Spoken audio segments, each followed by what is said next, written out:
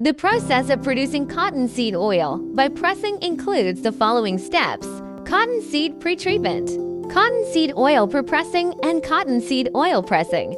The purpose of cottonseed pretreatment is to remove impurities in cottonseed, adjust the moisture, temperature, and internal structure of cottonseed so that cottonseed can reach a good state before pressing, and then improve the production efficiency of cottonseed oil.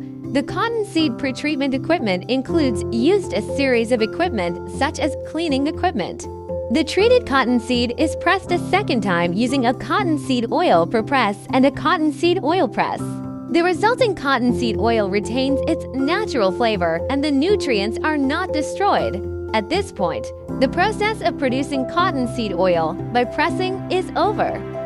The purpose of refining cottonseed oil is to remove the digestive impurities, free fatty acids, pigments, odors, and other impurities in cottonseed oil, and to improve the stability and value of cottonseed oil. The refining process of cottonseed oil includes deguming, deacidification, decolorization,